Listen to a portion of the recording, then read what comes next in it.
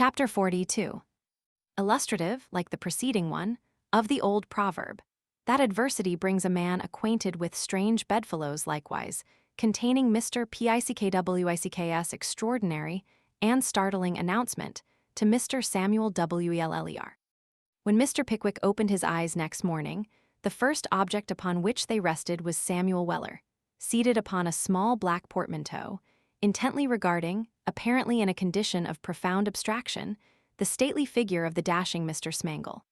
While Mr. Smangle himself, who was already partially dressed, was seated on his bedstead, occupied in the desperately hopeless attempt of staring Mr. Weller out of countenance.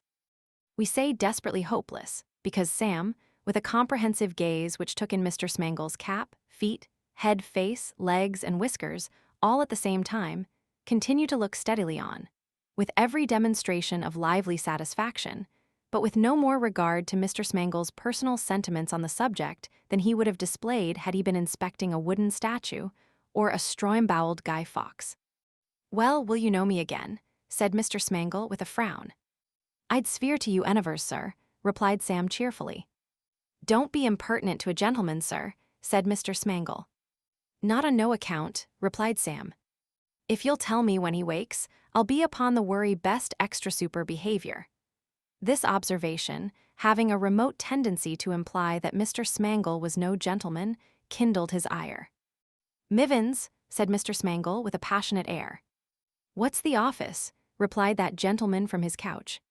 "Who the devil is this fellow?" "Gad," said Mr. Mivins, looking lazily out from under the bedclothes, "I ought to ask you that. Hasn't he any business here?" "No," replied Mr. Smangle.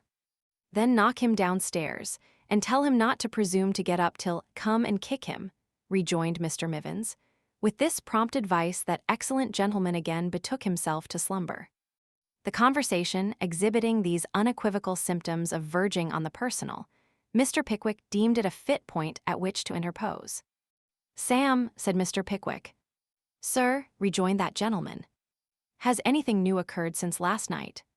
"Nothin' particular, sir," replied Sam, glancing at Mr. Smangle's whiskers.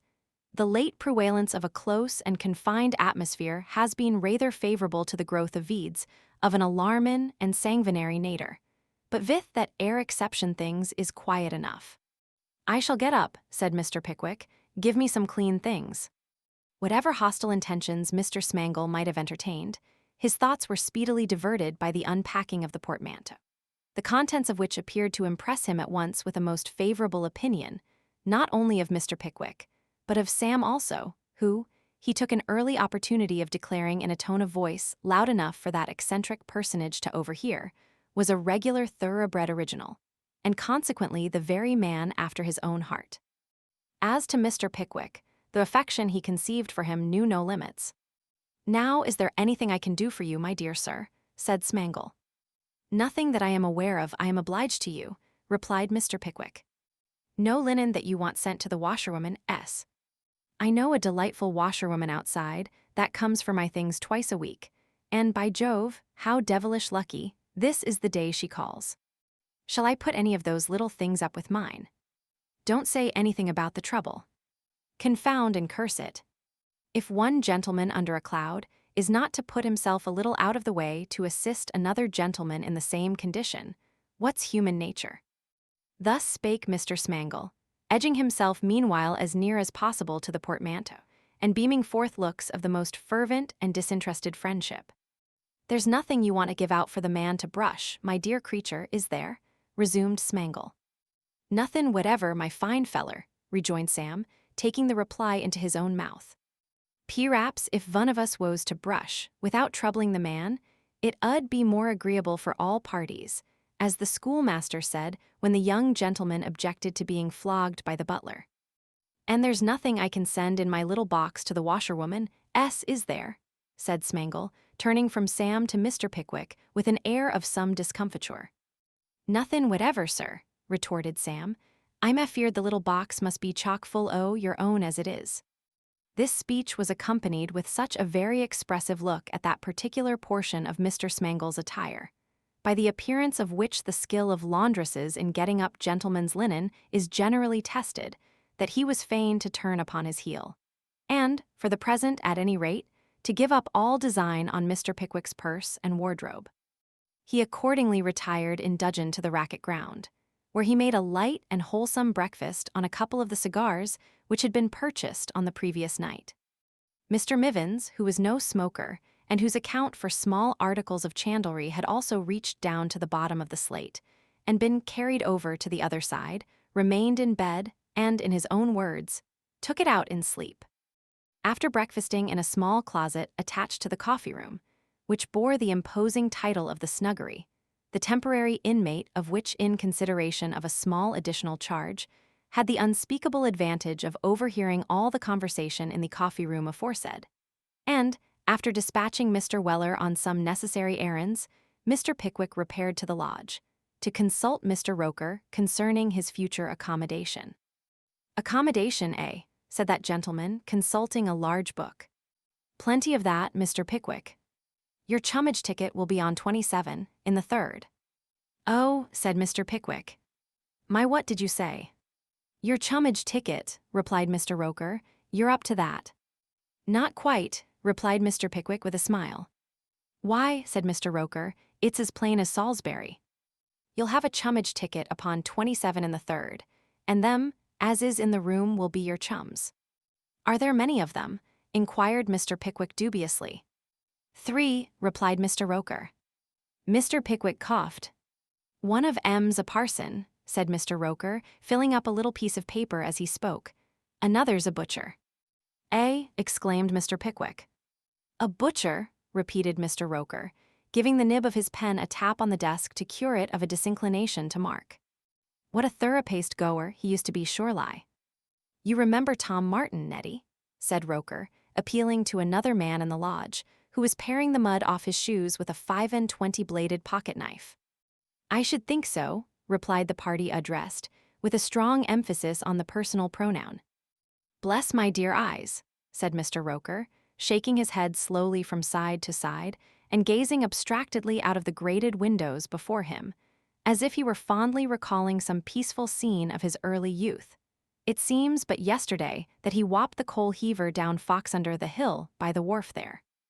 I think I can see him now, a-coming up the strand between the two street-keepers, a little sobered by the bruising, with a patch o' winger and brown paper over his right eyelid, and that ere lovely bulldog as pinned the little boy arterwards, a-following at his heels. What a rum thing time is, ain't it, Nettie?" The gentleman to whom these observations were addressed, who appeared of a taciturn and thoughtful cast, merely echoed the inquiry. Mr. Roker, shaking off the poetical and gloomy train of thought into which he had been betrayed, descended to the common business of life and resumed his pen. "Do you know what the third gentleman is?" inquired Mr. Pickwick, not very much gratified by this description of his future associates. "What is that Simpson, Nettie?" said Mr. Roker, turning to his companion. "What Simpson?" said Nettie. "Why, him in 27 in the third, that this gentleman's going to be chummed on." "Oh, him," replied Nettie, "he's nothing exactly. He was a horse-chaunter, he's a leg now." "Ah, so I thought," rejoined Mr. Roker, closing the book and placing the small piece of paper in Mr. Pickwick's hands. "That's the ticket, sir." Very much perplexed by this summary disposition of this person, Mr. Pickwick walked back into the prison, revolving in his mind what he had better do. Convinced, however, that before he took any other steps it would be advisable to see, and hold personal converse with, the 3 gentlemen with whom it was proposed to quarter him, he made the best of his way to the 3rd flight. After groping about in the gallery for some time, attempting in the dim light to decipher the numbers on the different doors, he at length appealed to a pot-boy, who happened to be pursuing his morning occupation of gleaning for pewter. "Which is 27, my good fellow?" said Mr. Pickwick. "5 doors farther on," replied the pot-boy. "There's the likeness of a man being hung, and smoking the while, chalked outside the door." Guided by this direction, Mr. Pickwick proceeded slowly along the gallery until he encountered the portrait of a gentleman, above described, upon whose countenance he tapped, with the knuckle of his forefinger gently at first, and then audibly. After repeating this process several times without effect, he ventured to open the door and peep in. There was only one man in the room, and he was leaning out of window as far as he could without overbalancing himself, endeavoring, with great perseverance, to spit upon the crown of the hat of a personal friend on the parade below. As neither speaking, coughing, sneezing, knocking, nor any other ordinary mode of attracting attention made this person aware of the presence of a visitor, Mr. Pickwick, after some delay, stepped up to the window and pulled him gently by the coat tail. The individual brought in his head and shoulders with great swiftness, and surveying Mr. Pickwick from head to foot, demanded in a surly tone what the something beginning with a capital H he wanted. "I believe," said Mr. Pickwick, consulting his ticket, "I believe this is 27 and the third." "Well," replied the gentleman, "I have come here in consequence of receiving this bit of paper," rejoined Mr. Pickwick. "Hand it over," said the gentleman. Mr. Pickwick complied. "I think Roker might have chummed you somewhere else," said Mr. Simpson, for it was the leg, after a very discontented sort of a pause. Mr. Pickwick thought so also, but under all the circumstances, he considered it a matter of sound policy to be silent. Mr. Simpson mused for a few moments after this, and then, thrusting his head out of the window, gave a shrill whistle and pronounced some word aloud, several times. What the word was, Mr. Pickwick could not distinguish, but he rather inferred that it must be some nickname which distinguished Mr. Martin from the fact of a great number of gentlemen on the ground below, immediately proceeding to cry, "Butcher," in imitation of the tone in which that useful class of society are wont diurnally to make their presence known at area railings. Subsequent occurrences confirmed the accuracy of Mr. Pickwick's impression, for, in a few seconds, a gentleman, prematurely broad for his years, clothed in a professional blue jean frock and top boots with circular toes, entered the room nearly out of breath, closely followed by another gentleman in very shabby black and a sealskin cap. The latter gentleman, who fastened his coat all the way up to his chin by means of a pin and a button alternately, had a very coarse red face and looked like a drunken chaplain, which indeed he was. These two gentlemen having by turns perused Mr. Pickwick's billet, the one expressed his opinion that it was a rig, and the other his conviction that it was a go. Having recorded their feelings in these very intelligible terms, they looked at Mr. Pickwick and each other in awkward silence. "It's an aggravating thing, just as we got the beds so snug," said the chaplain, looking at 3 dirty mattresses, each rolled up in a blanket, which occupied one corner of the room during the day and formed a kind of slab, on which were placed an old cracked basin, ewer, and soap dish of common yellow earthenware with a blue flower very aggravating. Mr. Martin expressed the same opinion in rather stronger terms. Mr. Simpson, after having let a variety of expletive adjectives loose upon society without any substantive to accompany them, tucked up his sleeves, and began to wash the greens for dinner. While this was going on, Mr. Pickwick had been eyeing the room, which was filthily dirty and smelt intolerably close. There was no vestige of either carpet, curtain, or blind. There was not even a closet in it. Unquestionably, there were but few things to put away, if there had been one. But however few in number, or small in individual amount, still, remnants of loaves and pieces of cheese, and damp towels and scrags of meat, and articles of wearing apparel, and mutilated crockery, and bellows without nozzles, and toasting forks without prongs, do present somewhat of an uncomfortable appearance when they are scattered about the floor of a small apartment, which is the common sitting and sleeping room of 3 idle men. "I suppose this can be managed somehow," said the butcher, after a pretty long silence. "What will you take to go out?" "I beg your pardon," replied Mr. Pickwick. "What did you say? I hardly understand you."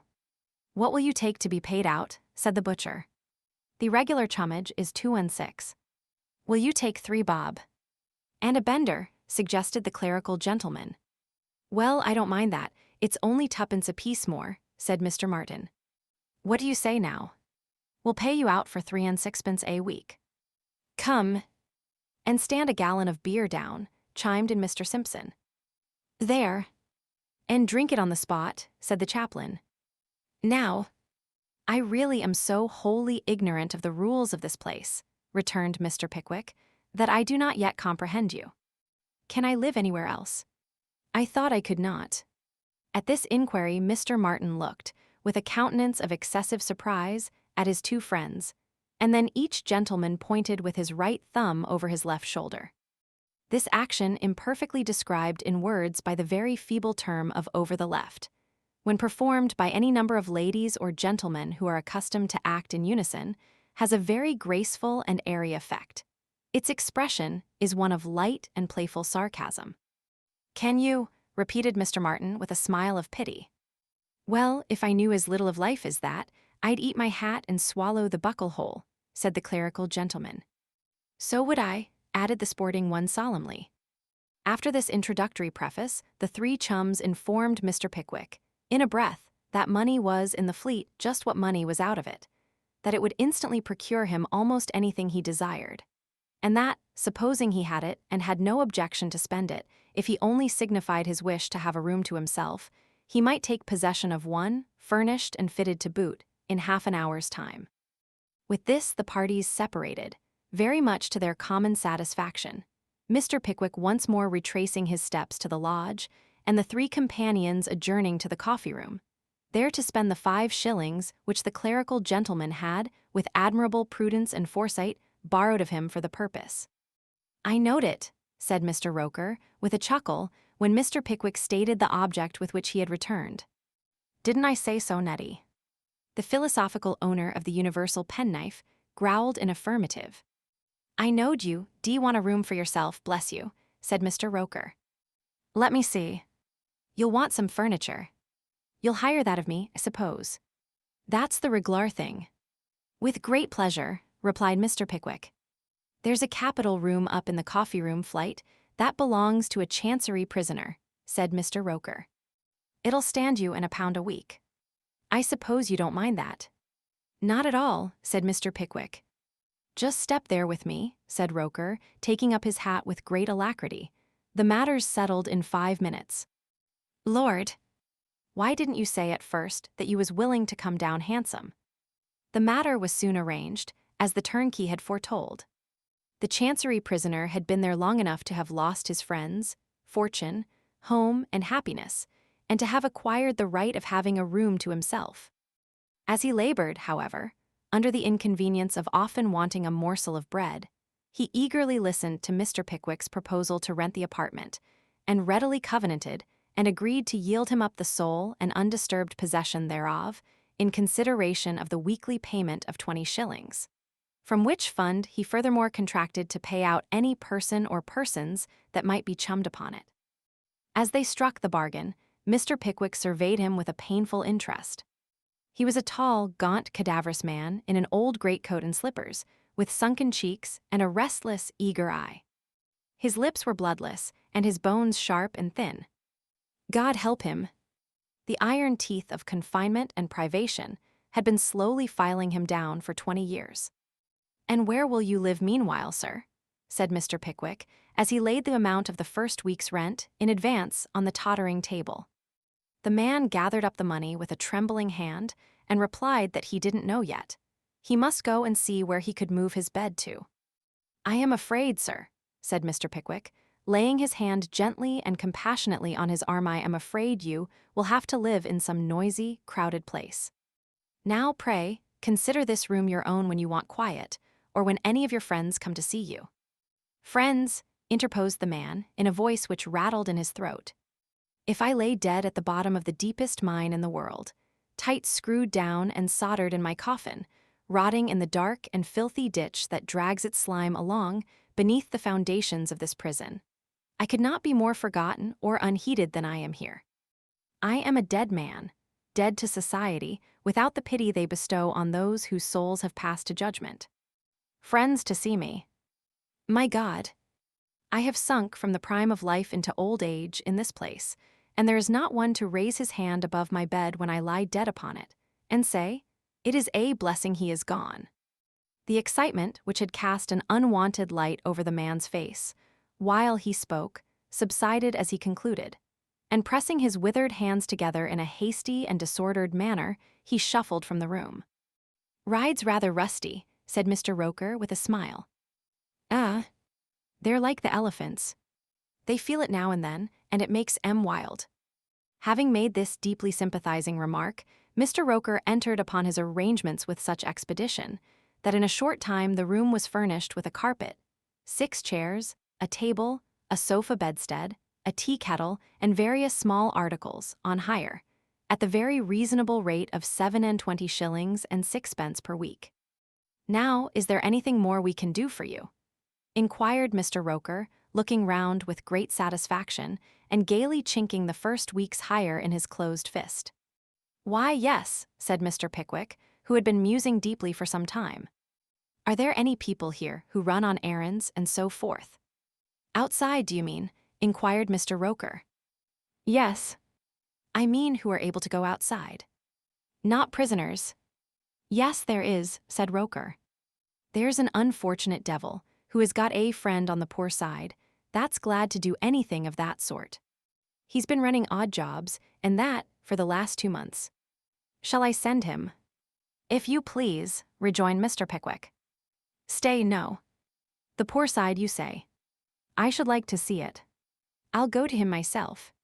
The poor side of a debtor's prison is, as its name imports, that in which the most miserable and abject class of debtors are confined. A prisoner having declared upon the poor side pays neither rent nor chummage. His fees, upon entering and leaving the jail, are reduced in amount, and he becomes entitled to a share of some small quantities of food, to provide which a few charitable persons have, from time to time, left trifling legacies in their wills. Most of our readers will remember that, until within a very few years past, there was a kind of iron cage in the wall of the Fleet Prison, within which was posted some man of hungry looks, who, from time to time, rattled a money-box and exclaimed in a mournful voice, "Pray, remember the poor debtors. Pray remember the poor debtors." The receipts of this box, when there were any, were divided among the poor prisoners, and the men on the poor side relieved each other in this degrading office. Although this custom has been abolished, and the cage is now boarded up, the miserable and destitute condition of these unhappy persons remains the same. We no longer suffer them to appeal at the prison gates to the charity and compassion of the passers-by. But we still leave unblotted the leaves of our statute book, for the reverence and admiration of succeeding ages, the just and wholesome law which declares that the sturdy felon shall be fed and clothed, and that the penniless debtor shall be left to die of starvation and nakedness. This is no fiction. Not a week passes over our head, but in every one of our prisons for debt, some of these men must inevitably expire in the slow agonies of want, if they were not relieved by their fellow prisoners. Turning these things in his mind, as he mounted the narrow staircase at the foot of which Roker had left him, Mr. Pickwick gradually worked himself to the boiling-over point, and so excited was he with his reflections on this subject, that he had burst into the room to which he had been directed before he had any distinct recollection, either of the place in which he was or of the object of his visit. The general aspect of the room recalled him to himself at once, but he had no sooner cast his eye on the figure of a man who was brooding over the dusty fire, than, letting his hat fall on the floor, he stood perfectly fixed and immovable with astonishment. Yes, in tattered garments and without a coat, his common calico shirt, yellow and in rags, his hair hanging over his face, his features changed with suffering, and pinched with famine, there sat Mr. Alfred Jingle, his head resting on his hands, his eyes fixed upon the fire, and his whole appearance denoting misery and dejection. Near him, leaning listlessly against the wall, stood a strong-built countryman, flicking with a worn-out hunting whip the top boot that adorned his right foot, his left being thrust into an old slipper. Horses, dogs, and drink had brought him there, pell-mell. There was a rusty spur on the solitary boot, which he occasionally jerked into the empty air, at the same time giving the boot a smart blow, and muttering some of the sounds by which a sportsman encourages his horse. He was riding, in imagination, some desperate steeplechase at that moment. Poor wretch! He never rode a match on the swiftest animal in his costly stud, with half the speed at which he had torn along the course that ended in the Fleet. On the opposite side of the room, an old man was seated on a small wooden box, with his eyes riveted on the floor, and his face settled into an expression of the deepest and most hopeless despair. A young girl, his little granddaughter, was hanging about him, endeavoring, with 1,000 childish devices, to engage his attention, but the old man neither saw nor heard her. The voice that had been music to him, and the eyes that had been light, fell coldly on his senses. His limbs were shaking with disease, and the palsy had fastened on his mind. There were 2 or 3 other men in the room, congregated in a little knot, and noiselessly talking among themselves. There was a lean and haggard woman, to a prisoner's wife, who was watering, with great solicitude, the wretched stump of a dried-up, withered plant, which, it was plain to see, could never send forth a green leaf again, too true an emblem, perhaps, of the office she had come there to discharge. Such were the objects which presented themselves to Mr. Pickwick's view, as he looked round him in amazement. The noise of some one stumbling hastily into the room roused him. Turning his eyes towards the door, they encountered the newcomer, and in him, through his rags and dirt, he recognized the familiar features of Mr. Job Trotter. "Mr. Pickwick," exclaimed Job aloud. "Eh?" said Jingle, starting from his seat. "Mr. So it is queer place strange, things serves me right very."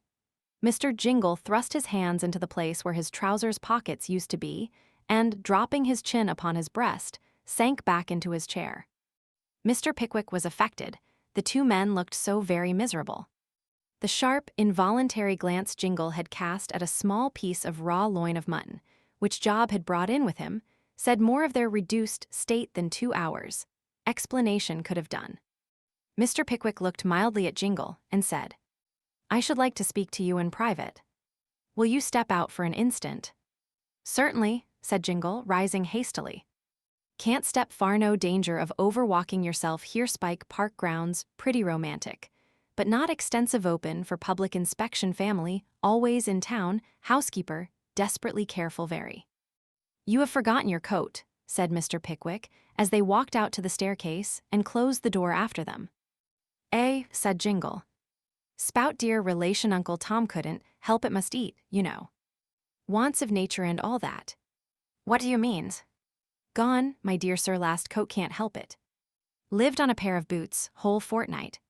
Silk umbrella ivory, handle weak factoner, ask Job knows it. Lived for 3 weeks upon a pair of boots, and a silk umbrella with an ivory handle," exclaimed Mr. Pickwick, who had only heard of such things in shipwrecks or read of them in Constable's Miscellany. "True," said Jingle, nodding his head. "Pawnbroker's shop duplicates here small, sums mere nothing, all rascals." "Oh," said Mr. Pickwick, much relieved by this explanation, "I understand you. You have pawned your wardrobe. Everything Job's all shirts, gone, never mind saves washing.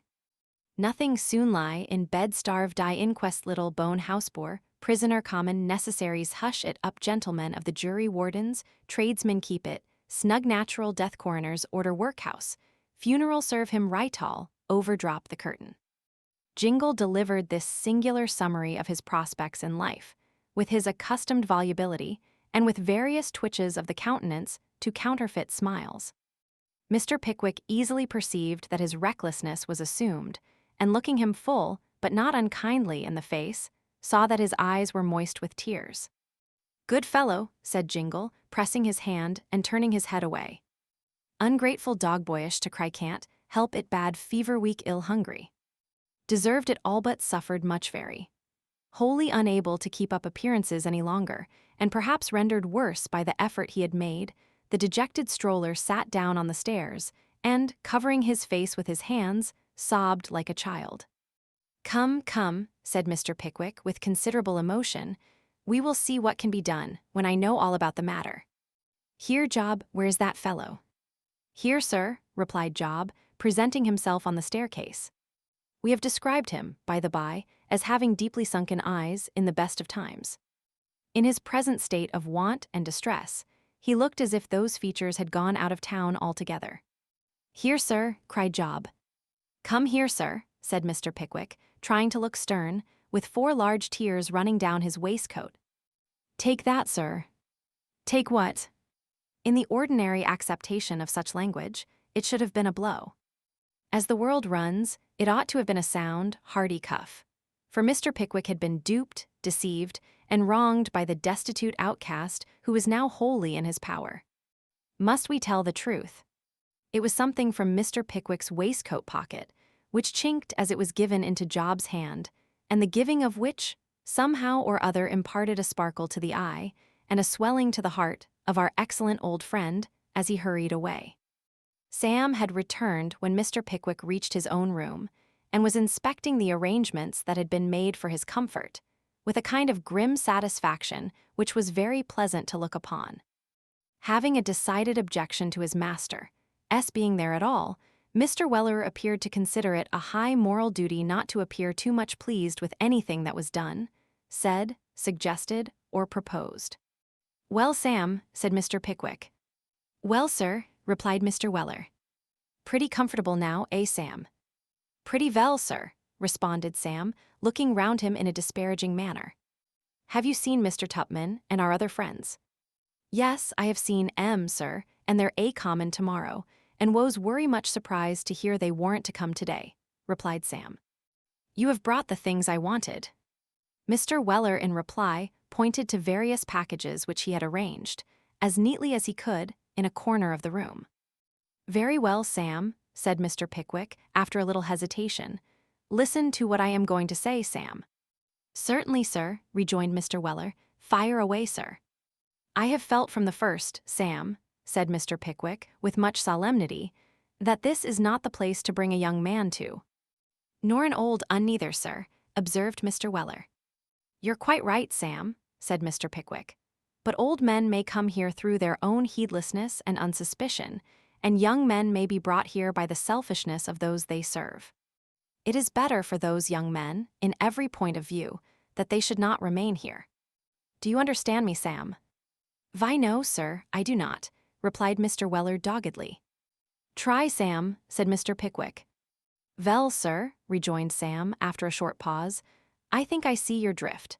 And if I do see your drift, it's my opinion that you're common, it a great deal too strong, as the mail coachman said to the snowstorm ven it overtook him."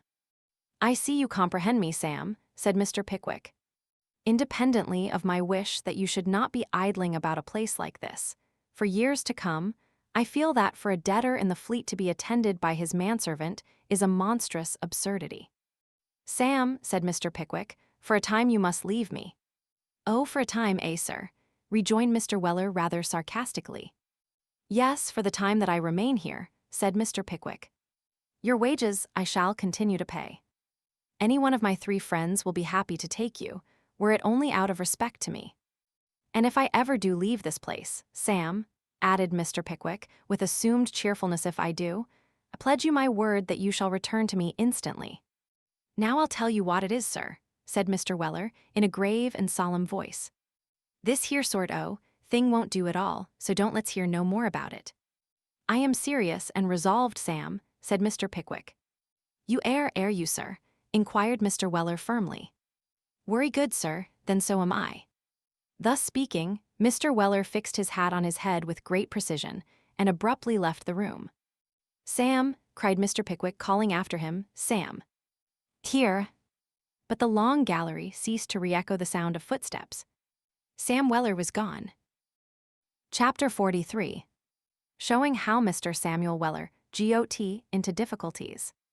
In a lofty room, ill-lighted and worse ventilated, situated in Portugal Street, Lincoln's Inn Fields, there sit nearly the whole year round 1, 2, 3, or 4 gentlemen in wigs, as the case may be, with little writing desks before them, constructed after the fashion of those used by the judges of the land, barring the French polish. There is a box of barristers on their right hand, there is an enclosure of insolvent debtors on their left, and there is an inclined plane of most especially dirty faces in their front. These gentlemen are the commissioners of the insolvent court, and the place in which they sit is the insolvent court itself. It is, and has been, time out of mind, the remarkable fate of this court to be, somehow or other, held and understood, by the general consent of all the destitute shabby genteel people in London, as their common resort and place of daily refuge. It is always full. The steams of beer and spirits perpetually ascend to the ceiling, and, being condensed by the heat, roll down the walls like rain. There are more old suits of clothes in it at one time than will be offered for sale in all Houndsditch in a 12-month. More unwashed skins and grisly beards than all the pumps and shaving shops between Tyburn and Whitechapel could render decent, between sunrise and sunset. It must not be supposed that any of these people have the least shadow of business in, or the remotest connection with, the place they so indefatigably attend. If they had, it would be no matter of surprise, and the singularity of the thing would cease. Some of them sleep during the greater part of the sitting.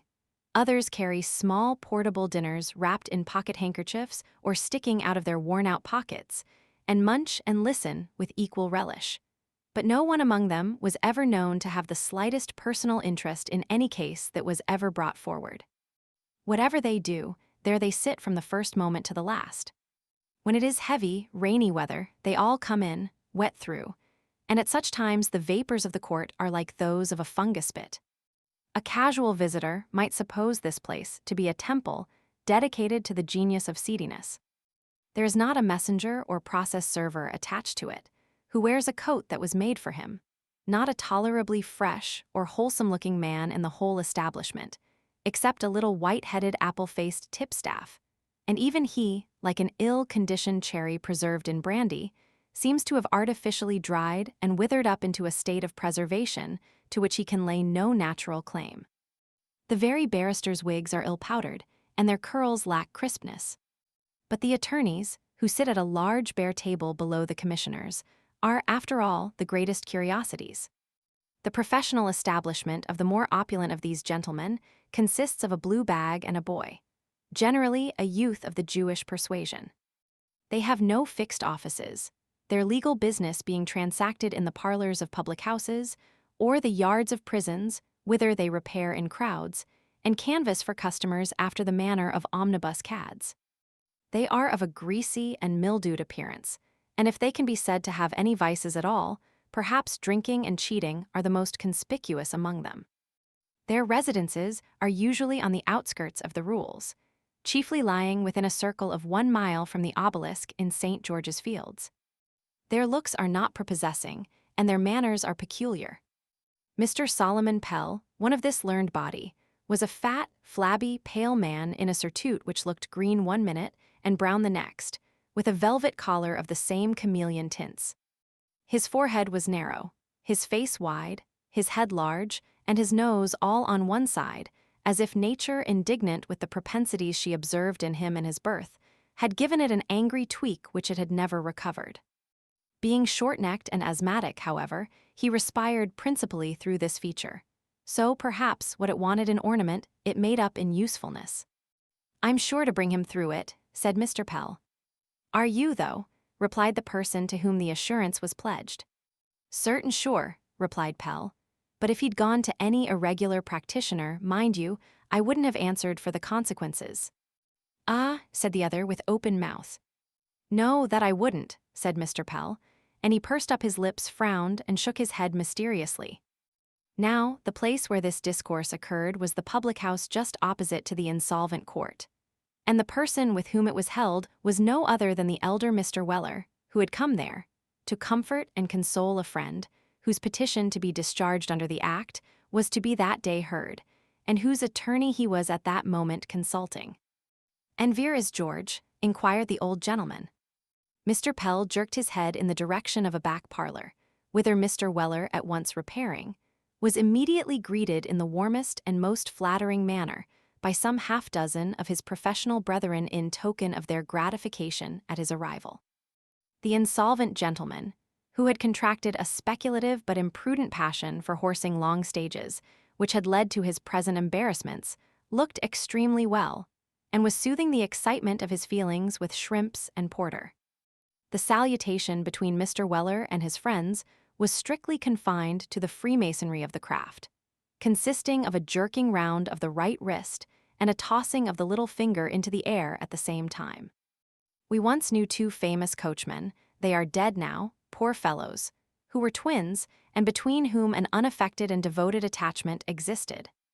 They passed each other on the Dover road, every day, for 24 years, never exchanging any other greeting than this.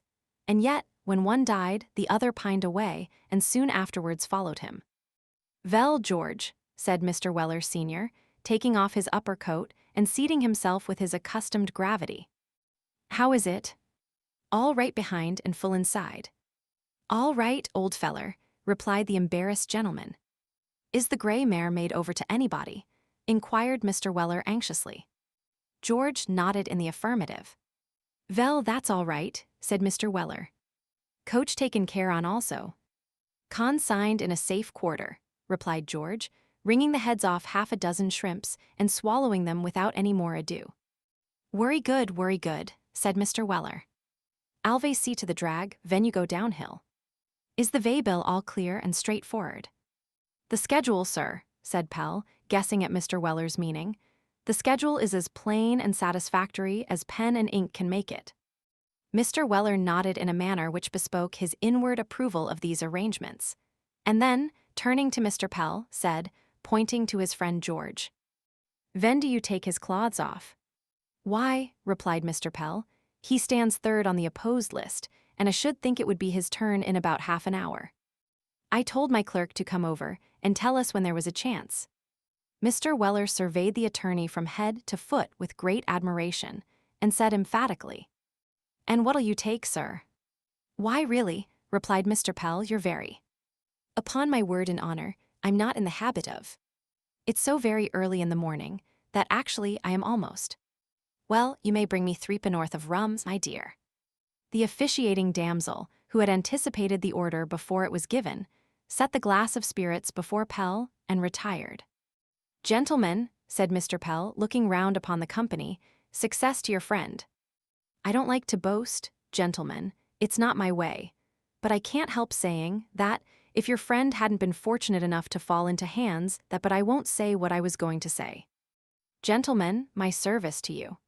Having emptied the glass in a twinkling, Mr. Pell smacked his lips and looked complacently round on the assembled coachmen, who evidently regarded him as a species of divinity. "Let me see," said the legal authority. "What was I a-saying, gentlemen?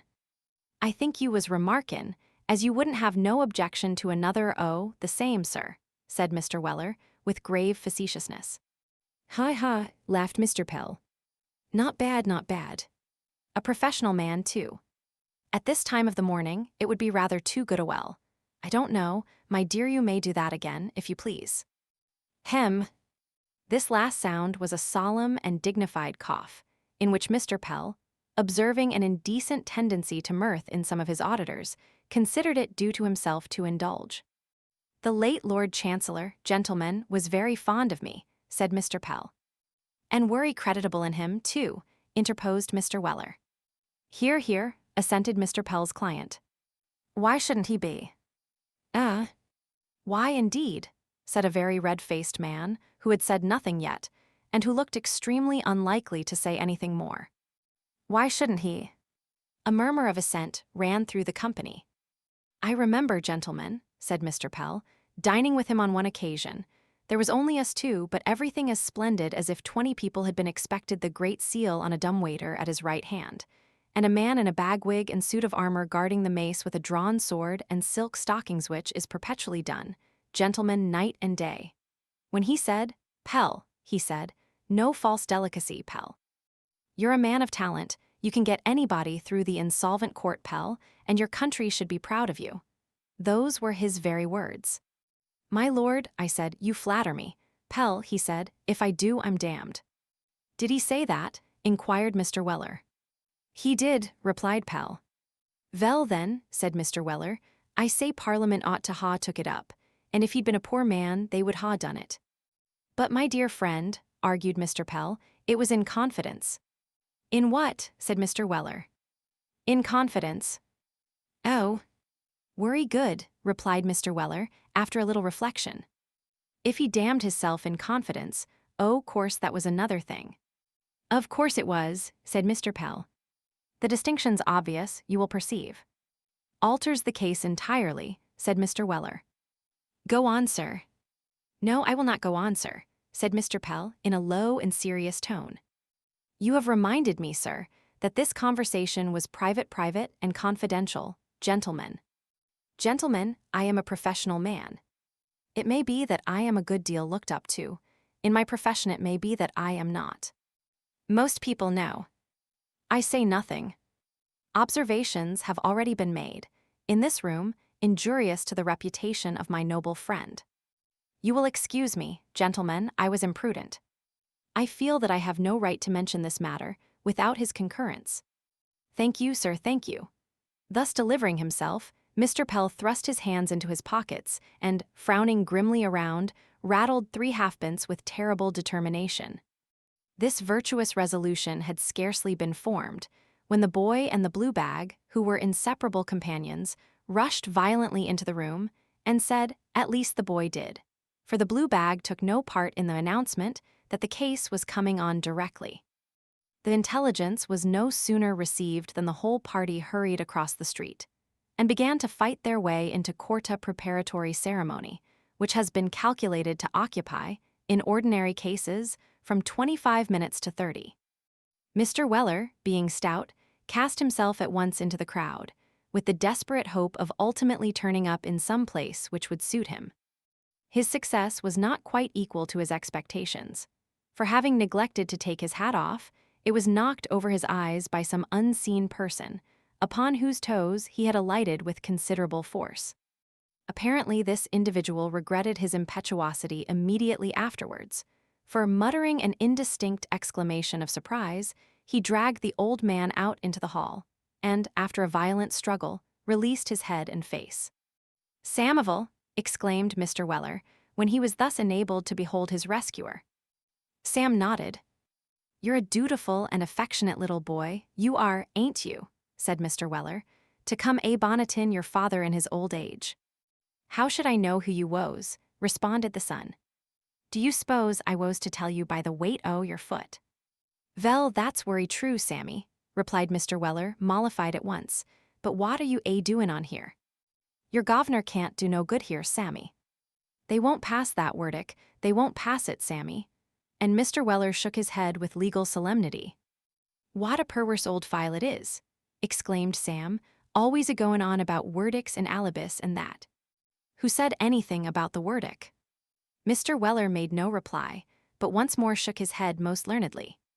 "Leave off rattlin' that knob o' yourn if you don't want it to come off the springs altogether," said Sam impatiently, "and behave reasonable. I went all the way down to the Marquis o' Granby arter you last night." "Did you see the Marchioness o' Granby, Sammy?" inquired Mr. Weller with a sigh. "Yes, I did," replied Sam. "How was the dear creetur lookin'?" "Werry queer," said Sam. "I think she's endurin' herself gradively with too much o' that pineapple rum and other strong medicines of the same nater." "You don't mean that, Sammy," said the senior earnestly. "I do indeed," replied the junior. Mr. Weller seized his son's hand, clasped it, and let it fall. There was an expression on his countenance, in doing so not of dismay or apprehension, but partaking more of the sweet and gentle character of hope. A gleam of resignation, and even of cheerfulness, passed over his face too, as he slowly said, "I ain't quite certain, Sammy. I wouldn't like to say I was altogether positive in case of any subsequent disappointment, but I rather think, my boy, I rather think, that the shepherd's got the liver complaint." "Does he look bad?" inquired Sam. "He's uncommon pale," replied his father, "'cept about the nose, which is redder than ever.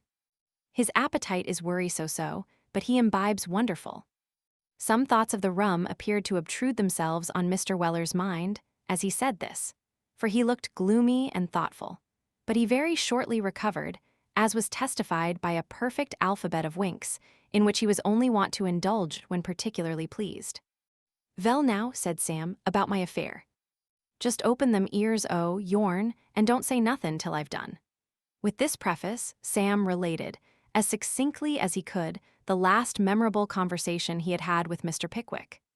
"Stop there by himself, poor creetur," exclaimed the elder Mr. Weller, without nobody to take his part. "It can't be done, Samivel, it can't be done." "Oh, course it can't," asserted Sam. "I knowed that afore I came." "Why, they'll eat him up alive, Sammy," exclaimed Mr. Weller. Sam nodded his concurrence in the opinion. "He goes in rather raw, Sammy," said Mr. Weller metaphorically, "and he'll come out done so exceedin' brown that his most formalier friends won't know him. Roast pigeon's nothin' to it, Sammy." Again Sam Weller nodded. "It oughtn't to be, Samivel," said Mr. Weller gravely. "It mustn't be," said Sam. "Certainly not," said Mr. Weller. "Vell now," said Sam, "you've been a prophecyin' away, worry fine, like a red-faced Nixon, as the sixpenny books gives picters on." "Who was he, Sammy?" inquired Mr. Weller. "Never mind who he was," retorted Sam. "He warn't a coachman, that's enough for you." "I know to ostler o' that name," said Mr. Weller, musing. "It warn't him," said Sam. "This here gentleman was a prophet." "What's a prophet?" inquired Mr. Weller, looking sternly on his son. "Why, a man as tells what's a-goin' to happen," replied Sam. "I wish I'd knowed him, Sammy," said Mr. Weller. "P'raps he might throwed a small light on that 'ere liver complaint as we was a-speakin' on just now. Howsever, if he's dead and ain't left the business to nobody, there's an end on it." "Go on, Sammy," said Mr. Weller with a sigh. "Well," said Sam, "you've been a-prophecyin' ave about what'll happen to the governor if he's left alone. Don't you see any way talkin' care on him?" "No, I don't, Sammy," said Mr. Weller with a reflective visage. "No vay at all?" inquired Sam. "No vay," said Mr. Weller, unless and a gleam of intelligence lighted up his countenance as he sank his voice to a whisper, and applied his mouth to the ear of his offspring unless it is getting him out in a turn-up bedstead, unbeknown to the turnkeys, Sammy, or Dressin, him up like a old ooman vith a green whale.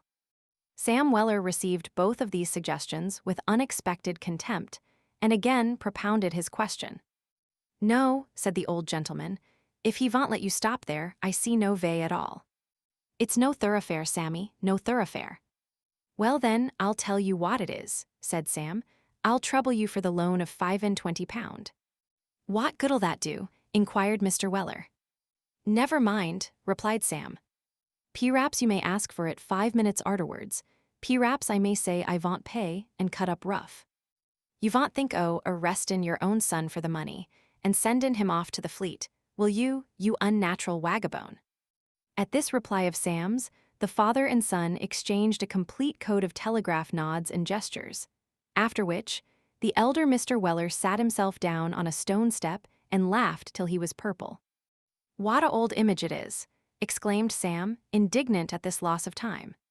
"What are you a-settin' down there for, conwertin' your face into a street-door knocker, when there's so much to be done? Where's the money?" "In the boot, Sammy, in the boot," replied Mr. Weller, composing his features. "Hold my hat, Sammy."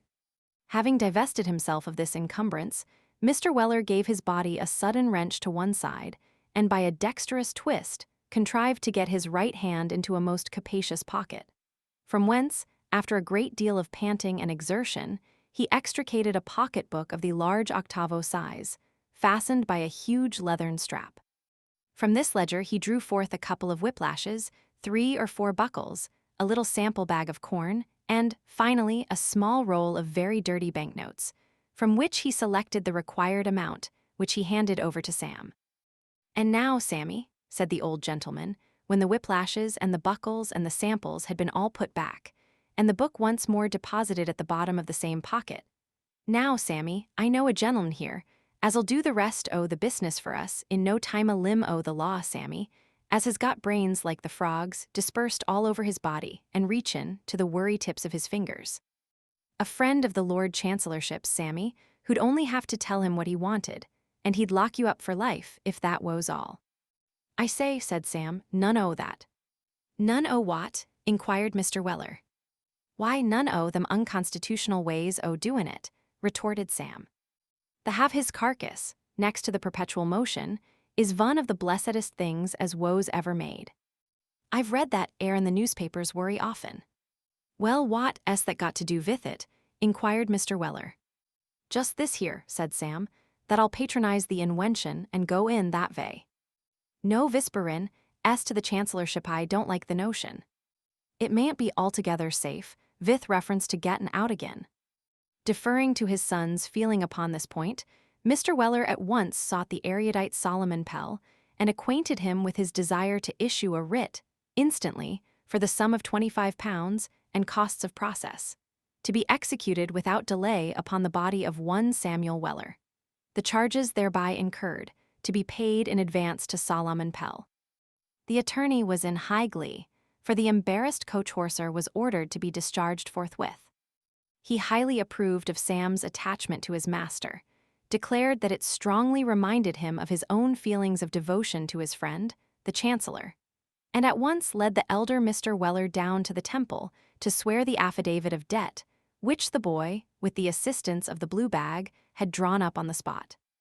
Meanwhile, Sam, having been formally introduced to the whitewashed gentleman and his friends, as the offspring of Mr. Weller, of the Belle Savage, was treated with marked distinction, and invited to regale himself with them in honor of the occasion and invitation, which he was by no means backward in accepting.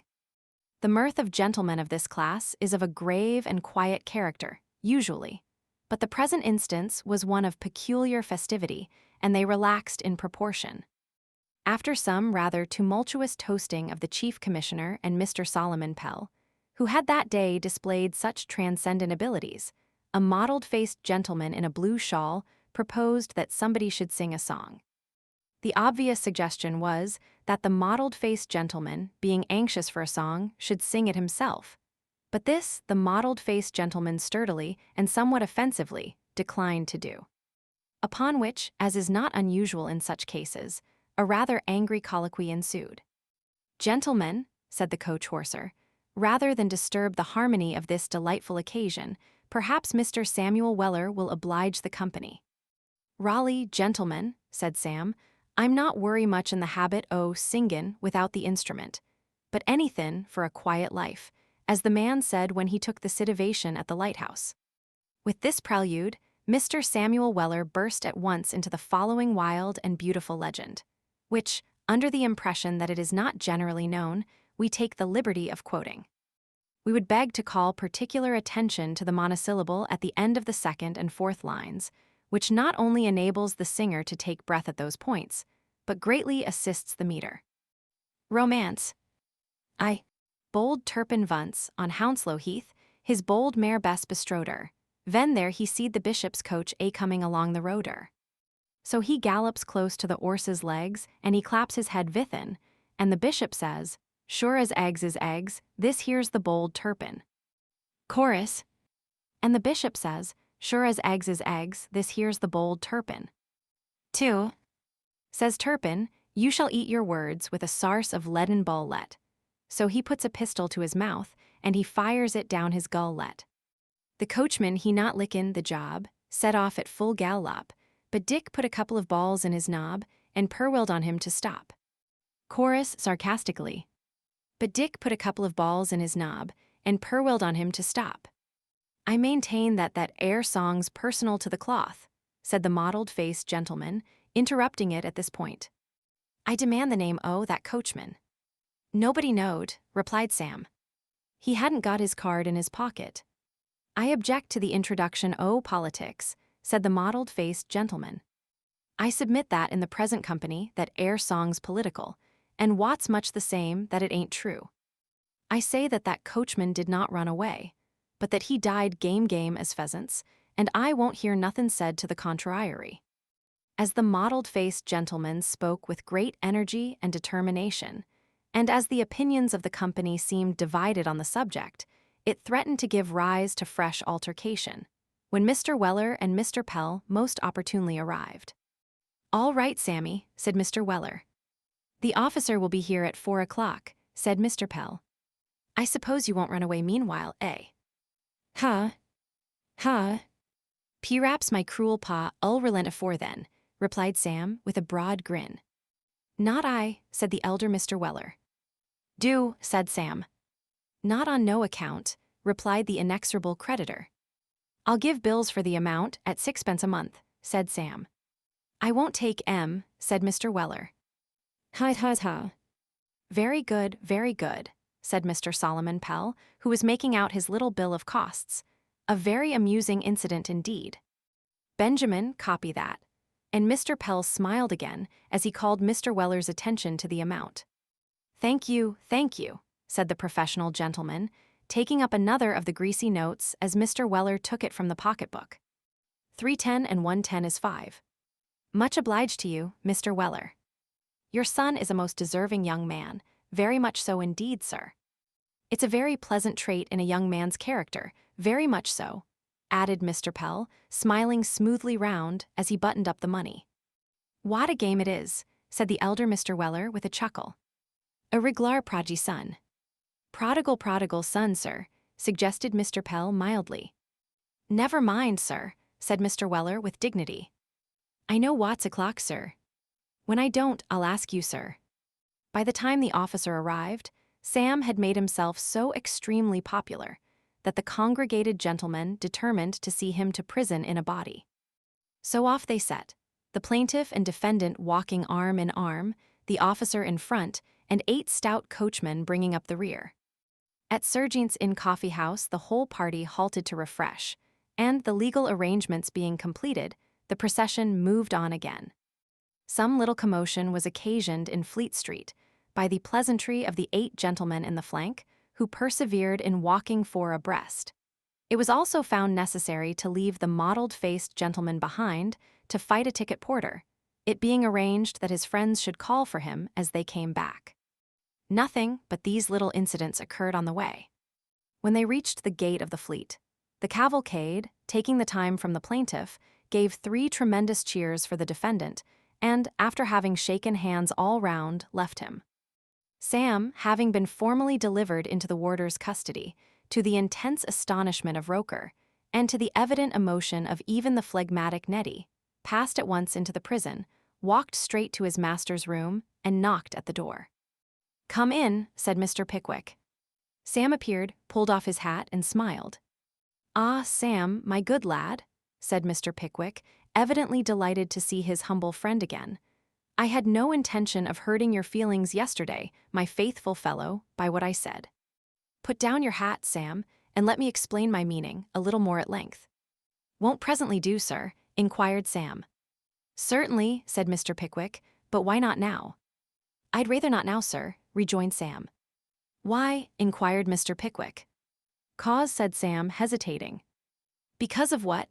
inquired Mr. Pickwick, alarmed at his follower's manner. "Speak out, Sam." "'Cause," rejoined Sam, "'cause I've got a little business as I want to do." "What business?" inquired Mr. Pickwick, surprised at Sam's confused manner. "Nothin' partic'lar, sir," replied Sam. "Oh, if it's nothing particular," said Mr. Pickwick with a smile, "you can speak with me first." "I think I'd better see arter it at once," said Sam, still hesitating. Mr. Pickwick looked amazed, but said nothing. "The fact is," said Sam, stopping short. "Well," said Mr. Pickwick. "Speak out, Sam." "Why, the fact is," said Sam, with a desperate effort, "perhaps I'd better see arter my bed afore I do anythin' else." "Your bed?" exclaimed Mr. Pickwick in astonishment. "Yes, my bed, sir," replied Sam. "I'm a prisoner. I was arrested this here worry arternoon for debt." "You arrested for debt?" exclaimed Mr. Pickwick, sinking into a chair. "Yes, for debt, sir," replied Sam. "And the man as puts me in, 'll never let me out till you go yourself." "Bless my heart and soul," ejaculated Mr. Pickwick. "What do you mean?" "What I say, sir," rejoined Sam. "If it's 40 years to come, I shall be a prisoner, and I'm very glad on it, and if it had been Newgate, it would ha' been just the same. Now the murder's out, and damn, there's an end on it." With these words, which he repeated with great emphasis and violence, Sam Weller dashed his hat upon the ground in a most unusual state of excitement, and then, folding his arms, looked firmly and fixedly in his master's face. Chapter 64 treats of divers little matters which occurred in the Fleet, and of Mr. Winkle's mysterious behavior, and shows how the poor Chancery prisoner obtained his release at last. Mr. Pickwick felt a great deal too much touched by the warmth of Sam's attachment to be able to exhibit any manifestation of anger or displeasure at the precipitate course he had adopted, involuntarily consigning himself to a debtor's prison for an indefinite period. The only point on which he persevered in demanding an explanation was the name of Sam's detaining creditor, but this Mr. Weller as perseveringly withheld. "It ain't no use, sir," said Sam again and again. "He's a malicious, bad-disposed, worldly-minded, spiteful, vindictive creetur, with a hard heart as there ain't no softenin'." As the virtuous clergyman remarked of the old gentleman with the dropsy, then he said that upon the whole he thought he'd rather leave his property to his wife than build a chapel with it. But consider, Sam, Mr. Pickwick remonstrated. The sum is so small that it can very easily be paid, and having made up my mind that you shall stop with me, you should recollect how much more useful you would be if you could go outside the walls. Worry much obliged to you, sir, replied Mr. Weller gravely, but I'd rather not. Rather not do what, Sam?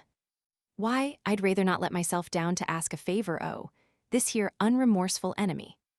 But it is no favor asking him to take his money, Sam, reasoned Mr. Pickwick. Beg your pardon, sir, rejoined Sam, but it 'ud be a worry great favor to pay it, and he don't deserve none. That's where it is, sir. Here Mr. Pickwick, rubbing his nose with an air of some vexation, Mr. Weller thought it prudent to change the theme of the discourse. I takes my determination on principle, sir, remarked Sam, and you takes yours on the same ground, which puts me in mind, the man as killed hisself on principle, which, course you've heard on, sir. Mr. Weller paused when he arrived at this point and cast a comical look at his master out of the corners of his eyes. There is no of course in the case, Sam, said Mr. Pickwick, gradually breaking into a smile, in spite of the uneasiness which Sam's obstinacy had given him. The fame of the gentleman in question never reached my ears. No, sir, exclaimed Mr. Weller. You astonish me, sir. He was a clerk in a government office, sir. Was he? Said Mr. Pickwick. Yes, he was, sir, rejoined Mr. Weller. And a worry pleasant gentleman to one the precise and tidy sort, as puts their feet in little india-rubber fire buckets when it's wet weather, and never has no other bosom friends but hare-skins. He saved up his money on principle, wore a clean shirt every day on principle, never spoke to none of his relations on principle, fear they should want to borrow money of him, and was altogether, in fact, an uncommon agreeable character. He had his hair cut on principle once a fortnight, and contracted for his clothes on the economic principle 3 suits a year, and send back the old uns. Being a worry regard gentleman, he dinned every day at the same place, where it was 1 and 9 to cut off the joint, and a worry good 1 and 9's worth he used to cut, as the landlord often said, with the tears tricklin' down his face, let alone the way he used to poke the fire in the winter time, which was a dead loss 4pence halfpenny a day, to say nothin' at all the aggrawation seein' him do it. So uncommon grand with it too. Post arter the next gentleman, he sings out every day ven he comes in. See arter the Times, Thomas, let me look at the Mornin' Herald when it's out hand. Don't forget to bespeak the Chronicle, and just bring the Tizer, vil you. And then he'd set with his eyes fixed on the clock, and rush out, just a quarter of a minute, for the time to waylay the boy as woes common, in with the evenin' paper, which he'd read with sich intense interest and pursuance as worked the other customers up to the worry confines, desperation and insanity. Specially one irascible old gentleman as the vader was always obliged to keep a sharp eye on. At sich times, fear he should be tempted to commit some rash act with the carving knife. Vell, sir, here he'd stop, occupyin' the best place for 3 hours, and never talkin' nothin' arter his dinner, but sleep. And then he'd go away to a coffee house a few streets off, and have a small pot o' coffee and 4 crumpets, arter which he'd walk home to Kensington and go to bed. One night he took very ill, sends for a doctor. Doctor comes in a green fly, with a kind Robinson Crusoe set steps, as he could let down when he got out, and pull up arter him when he got in, to perwent the necessity the coachman's gettin' down, and thereby undeceivin' the public by let. See that it was only a livery coat as he'd got on, and not the trousers to match. What's the matter, says the doctor. Worry ill, says the patient. What have you been eatin' on, says the doctor. Roast weal, says the patient. What's the last thing you do'ard, says the doctor. Crumpets, says the patient. That's it, says the doctor. I'll send you a box of pills directly, and don't you never take no more of 'em, he says. No more o' what, says the patient, pills. No, crumpets, says the doctor. Why, says the patient, starting up in bed, I've eat 4 crumpets every night for 15 year on principle. Well then, you'd better leave 'em off on principle, says the doctor.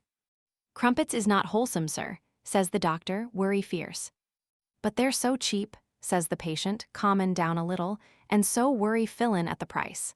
They'd be dear to you at any price, dear if you was paid to eat 'em, says the doctor. 4 crumpets a night, he says, "Vill do your business in 6 months." The patient looks him full in the face and turns it over in his mind for a long time, and at last he says, "Are you sure o' that air, sir?" "I'll stake my professional reputation on it," says the doctor. "How many crumpets at a sit-in do you think 'ud kill me off at once?" says the patient. "I don't know," says the doctor. "Do you think half a crown's worth 'ud do it?" says the patient. "I think it might," says the doctor. "3 shillin's worth 'ud be sure to do it, I suppose," says the patient. "Certainly," says the doctor. "Wery good," says the patient. "Good night." Next mornin' he gets up, has a fire lit, orders in 3 shillin's worth o' crumpets, toasts 'em all, eats 'em all, and blows his brains out. "What did he do that for?" inquired Mr. Pickwick abruptly, for he was considerably startled by this tragical termination of the narrative. "What did he do it for, sir?" reiterated Sam. "Why, in support of his great principle that crumpets woes wholesome, and to show that he wouldn't be put out of his way for nobody." With such like shiftings and changings of the discourse, did Mr. Weller meet his master's questioning on the night of his taking up his residence in the Fleet. Finding all gentle remonstrance useless, Mr. Pickwick at length yielded a reluctant consent to his taking lodgings by the week of a bald-headed cobbler, who rented a small slip-room in one of the upper galleries. To this humble apartment, Mr. Weller moved a mattress and bedding, which he hired of Mr. Roker, and, by the time he lay down upon it at night, was as much at home as if he had been bred in the prison, and his whole family had vegetated therein for 3 generations. "Do you always smoke arter you goes to bed, old cock?" inquired Mr. Weller of his landlord, when they had both retired for the night. "Yes, I does, young bantam," replied the cobbler. "Will you allow me to inquire why you make up your bed under that ere deal table?" said Sam. "'Cause I was always used to a 4-poster afore I came here, and I find the legs of the table answer just as well," replied the cobbler. "You're a character, sir," said Sam. "I haven't got anything of the kind belonging to me," rejoined the cobbler, shaking his head. "And if you want to meet with a good one, I'm afraid you'll find some difficulty in suiting yourself at this register office." The above short dialogue took place as Mr. Weller lay extended on his mattress at one end of the room, and the cobbler on his at the other, the apartment being illumined by the light of a rush candle, and the cobbler's pipe, which was glowing below the table, like a red-hot coal. The conversation, brief as it was, predisposed Mr. Weller strongly in his landlord's favor, and, raising himself on his elbow, he took a more lengthened survey of his appearance than he had yet had either time or inclination to make. He was a sallow man, all cobblers are, and had a strong bristly beard all cobblers have. His face was a queer, good-tempered, crooked-featured piece of workmanship, ornamented with a couple of eyes that must have worn a very joyous expression at one time, for they sparkled yet. The man was 60, by years, and heaven knows how old by imprisonment, so that his having any look approaching to mirth or contentment was singular enough. He was a little man, and being half doubled up as he lay in bed, looked about as long as he ought to have been without his legs. He had a great red pipe in his mouth, and was smoking and staring at the rushlight in a state of enviable placidity. "Have you been here long?" inquired Sam, breaking the silence which had lasted for some time. 12 year, replied the cobbler, biting the end of his pipe as he spoke. "Contempt?" inquired Sam. The cobbler nodded. "Well then," said Sam, with some sternness, "what do you persevere in bane obstinate for, vastin your precious life away, in this here magnified pound? Why don't you give in, and tell the chancellorship that you're worry sorry for Mackin, his court contemptible, and you won't do so no more?" The cobbler put his pipe in the corner of his mouth, while he smiled, and then brought it back to its old place again, but said nothing. "Why don't you?" said Sam, urging his question strenuously. "Ah," said the cobbler, "you don't quite understand these matters. What do you suppose ruined me now?"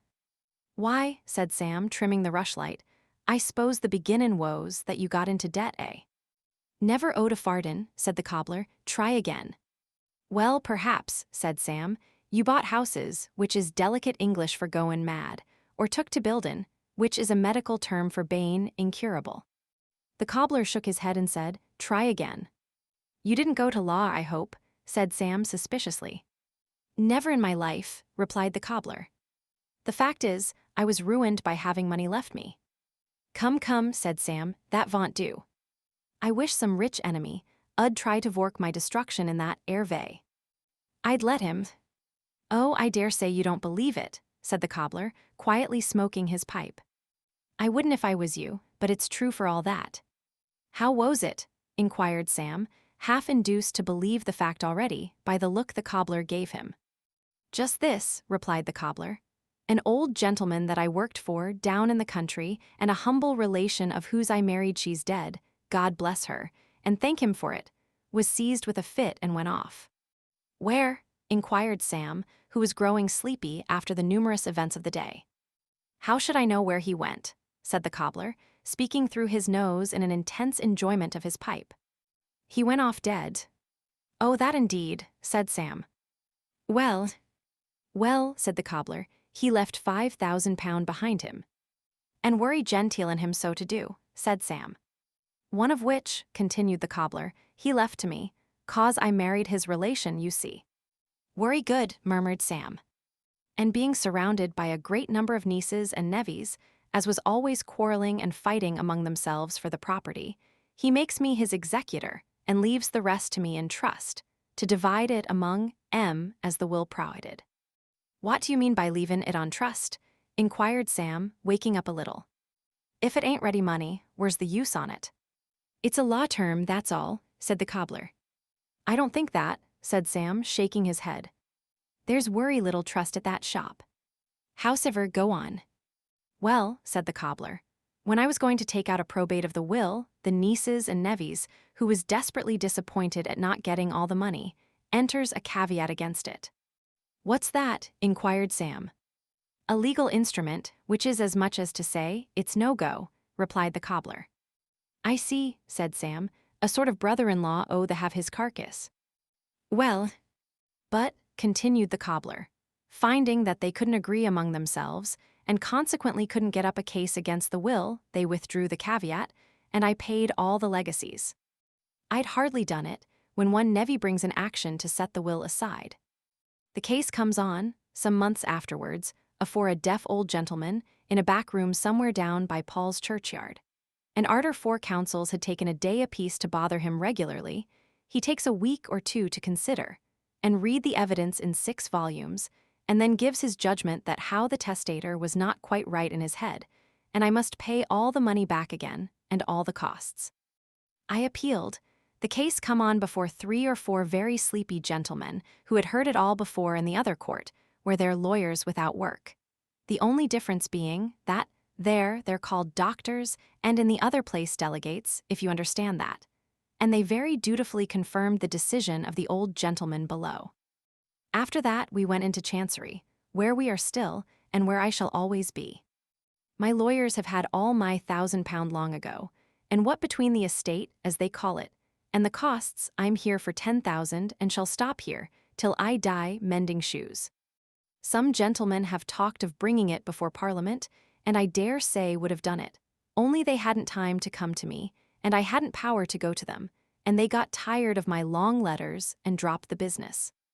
And this is God's truth, without one word of suppression or exaggeration, as 50 people, both in this place and out of it, very well know. The cobbler paused to ascertain what effect his story had produced on Sam, but finding that he had dropped asleep, knocked the ashes out of his pipe, sighed, put it down, drew the bedclothes over his head, and went to sleep, too. Mr. Pickwick was sitting at breakfast, alone, next morning, Sam being busily engaged in the cobbler's room, polishing his master's shoes and brushing the black gaiters, when there came a knock at the door, which, before Mr. Pickwick could cry, "Come in," was followed by the appearance of a head of hair and a cotton velvet cap, both of which articles of dress he had no difficulty in recognizing as the personal property of Mr. Smangle. "How are you?" said that worthy, accompanying the inquiry with a score or 2 of nods. "I say, do you expect anybody this morning? 3 men, devilish gentlemanly fellows, have been asking after you downstairs, and knocking at every door on the hall flight, for which they've been most infernally blown up by the collegians that had the trouble of opening 'em." "Dear me, how very foolish of them," said Mr. Pickwick, rising. "Yes, Have no doubt they are some friends whom I rather expected to see yesterday." "Friends of yours?" exclaimed Smangle, seizing Mr. Pickwick by the hand. "Say no more. Curse me, they're friends of mine from this minute, and friends of Miven's, too. Infernal pleasant, gentlemanly dog Mivens, isn't he?" said Smangle with great feeling.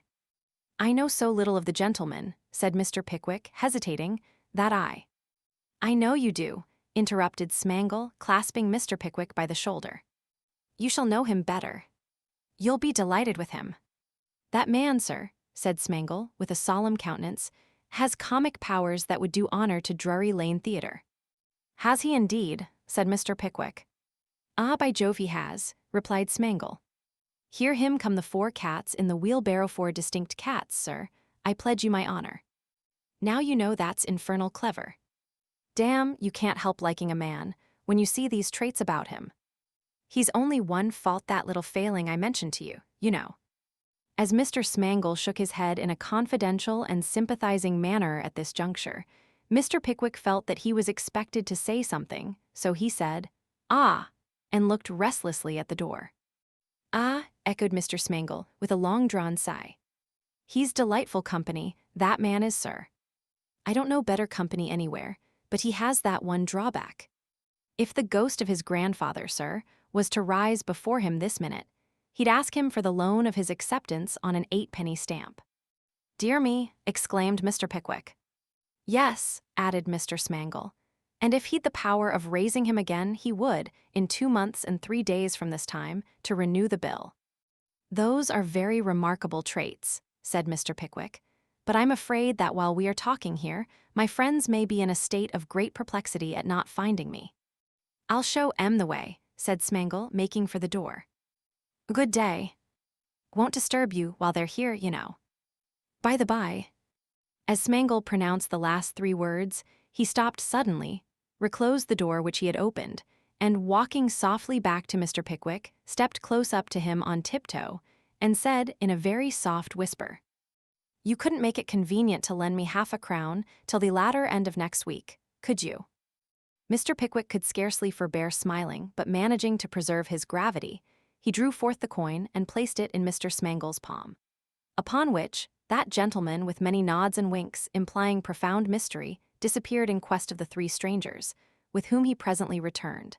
And having coughed thrice and nodded as many times as an assurance to Mr. Pickwick that he would not forget to pay, he shook hands all round in an engaging manner, and at length took himself off. "My dear friends," said Mr. Pickwick, shaking hands alternately with Mr. Tupman, Mr. Winkle, and Mr. Snodgrass, who were the 3 visitors in question, "I am delighted to see you." The triumvirate were much affected. Mr. Tupman shook his head deploringly, Mr. Snodgrass drew forth his handkerchief with undisguised emotion, and Mr. Winkle retired to the window and sniffed aloud. "Mornin', gentlemen," said Sam, entering at the moment with the shoes and gaiters. "Ave vith melancholy," as the little boy said ven his schoolmissus died. "Velcome to the college, gentlemen." "This foolish fellow," said Mr. Pickwick, tapping Sam on the head as he knelt down to button up his master's gaiters, "this foolish fellow has got himself arrested, in order to be near me." "What?" exclaimed the 3 friends. "Yes, gentlemen," said Sam. "I must stand steady, sir, if you please. I'm a prisoner, gentlemen." "Confined, as the lady said." "A prisoner!" exclaimed Mr. Winkle, with unaccountable vehemence. "Hollo, sir," responded Sam, looking up. "What's the matter, sir?" "I had hoped, Sam, that nothing," said Mr. Winkle precipitately. There was something so very abrupt and unsettled in Mr. Winkle's manner that Mr. Pickwick involuntarily looked at his 2 friends for an explanation. "We don't know," said Mr. Tupman, answering this mute appeal aloud. "He has been much excited for 2 days past, and his whole demeanor very unlike what it usually is. We feared there must be something the matter, but he resolutely denies it." No," said Mr. Winkle, coloring beneath Mr. Pickwick's gaze. "There is really nothing." "I assure you there is nothing, my dear sir. It will be necessary for me to leave town, for a short time, on private business, and I had hoped to have prevailed upon you to allow Sam to accompany me." Mr. Pickwick looked more astonished than before. "I think," faltered Mr. Winkle, that Sam would have had no objection to do so, but of course his being a prisoner here renders it impossible. So I must go alone. As Mr. Winkle said these words, Mr. Pickwick felt, with some astonishment, that Sam's fingers were trembling at the gaiters, as if he were rather surprised or startled. Sam looked up at Mr. Winkle, too, when he had finished speaking, and though the glance they exchanged was instantaneous, they seemed to understand each other. "Do you know anything of this, Sam?" said Mr. Pickwick sharply. "No, I don't, sir," replied Mr. Weller, beginning to button with extraordinary assiduity. "Are you sure, Sam?" said Mr. Pickwick. "Why, sir," responded Mr. Weller, "I'm sure so far that I've never heard anything on the subject afore this moment. If I makes any guess about it," added Sam, looking at Mr. Winkle, "I haven't got any right to say what it is, fear it should be a wrong un. I have no right to make any further inquiry into the private affairs of a friend, however intimate a friend," said Mr. Pickwick, after a short silence. "At present let me merely say that I do not understand this at all. There, we have had quite enough of the subject." Thus expressing himself, Mr. Pickwick led the conversation to different topics, and Mr. Winkle gradually appeared more at ease, though still very far from being completely so. They had all so much to converse about that the morning very quickly passed away, and when, at 3 o'clock, Mr. Weller produced upon the little dining table a roast leg of mutton and an enormous meat pie, with sundry dishes of vegetables, and pots of porter which stood upon the chairs or the sofa bedstead, or where they could, everybody felt disposed to do justice to the meal, notwithstanding that the meat had been purchased and dressed, and the pie made and baked at the prison cookery hard by. To these succeeded a bottle or two of very good wine, for which a messenger was dispatched by Mr. Pickwick to the Horn Coffee House in Doctors' Commons. The bottle or two, indeed, might be more properly described as a bottle or 6, for by the time it was drunk, and tea over, the bell began to ring for strangers to withdraw. But if Mr. Winkle's behavior had been unaccountable in the morning, it became perfectly unearthly and solemn when, under the influence of his feelings and his share of the bottle or 6, he prepared to take leave of his friend. He lingered behind until Mr. Tupman and Mr. Snodgrass had disappeared, and then fervently clenched Mr. Pickwick's hand, with an expression of face in which deep and mighty resolve was fearfully blended with the very concentrated essence of gloom. "Good night, my dear sir," said Mr. Winkle between his set teeth. "Bless you, my dear fellow," replied the warm-hearted Mr. Pickwick, as he returned the pressure of his young friend's hand. "Now then," cried Mr. Tupman from the gallery. "Yes, yes, directly," replied Mr. Winkle. "Good night."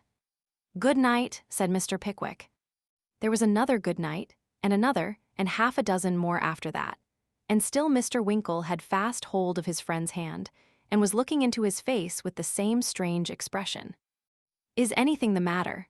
said Mr. Pickwick at last, when his arm was quite sore with shaking. "Nothing," said Mr. Winkle. "Well then, good night," said Mr. Pickwick, attempting to disengage his hand. "My friend, my benefactor, my honored companion," murmured Mr. Winkle, catching at his wrist. "Do not judge me harshly. Do not, when you hear that, driven to extremity by hopeless obstacles, "Now then," said Mr. Tupman, reappearing at the door. "Are you coming, or are we to be locked in?" "Yes, yes, I am ready," replied Mr. Winkle. And with a violent effort, he tore himself away. As Mr. Pickwick was gazing down the passage after them in silent astonishment, Sam Weller appeared at the stairhead, and whispered for one moment in Mr. Winkle's ear. "Oh, certainly, depend upon me," said that gentleman aloud. "Thank ye, sir." "You won't forget, sir," said Sam. "Of course not," replied Mr. Winkle. "Wish you luck, sir," said Sam, touching his hat. "I should very much like to ha joined you, sir, but the governor, o' course, is paramount." "It is very much to your credit that you remain here," said Mr. Winkle. With these words, they disappeared down the stairs. "Very extraordinary," said Mr. Pickwick, going back into his room and seating himself at the table in a musing attitude. "What can that young man be going to do?" He had sat ruminating about the matter for some time, when the voice of Roker, the turnkey, demanded whether he might come in. "By all means," said Mr. Pickwick. "I've brought you a softer pillow, sir," said Mr. Roker, "instead of the temporary one you had last night." "Thank you," said Mr. Pickwick. "Will you take a glass of wine?" "You're very good, sir," replied Mr. Roker, accepting the proffered glass. "Yours, sir." "Thank you," said Mr. Pickwick.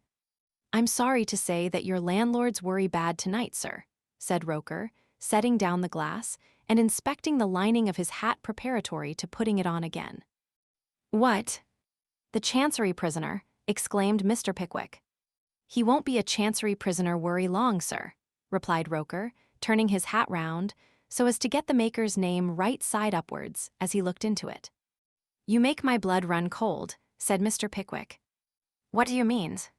"He's been consumptive for a long time past," said Mr. Roker, "and he's taken worry bad in the breath tonight. The doctor said, 6 months ago, that nothing but change of air could save him." "Great heaven!" exclaimed Mr. Pickwick. "Has this man been slowly murdered by the law for 6 months?" "I don't know about that," replied Roker, weighing the hat by the brim in both hands.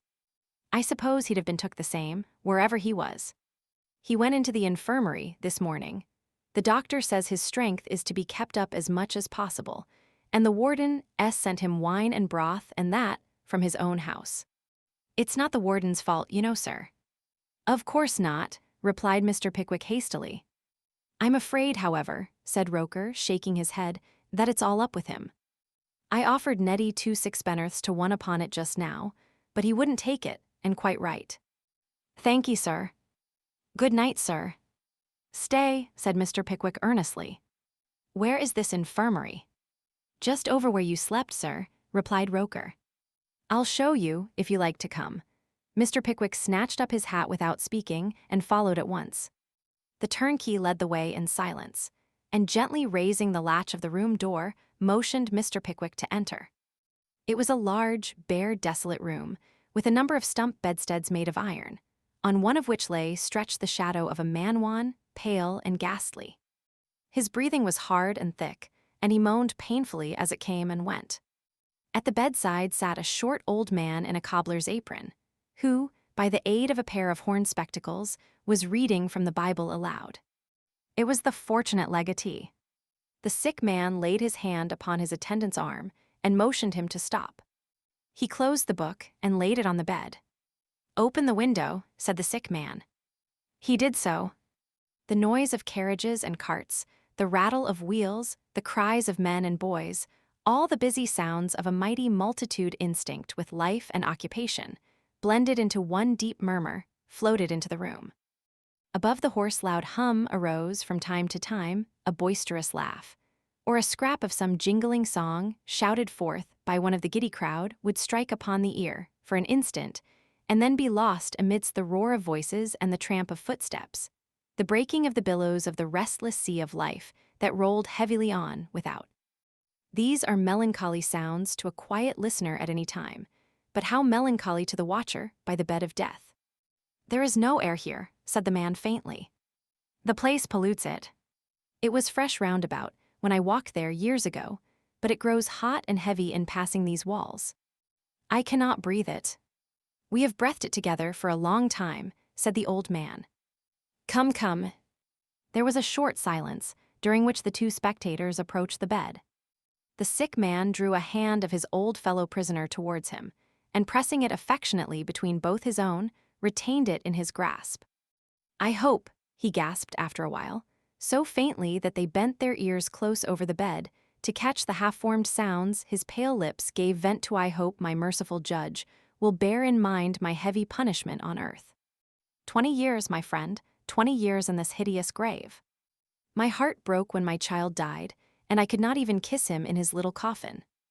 My loneliness since then, in all this noise and riot, has been very dreadful. May God forgive me. He has seen my solitary, lingering death."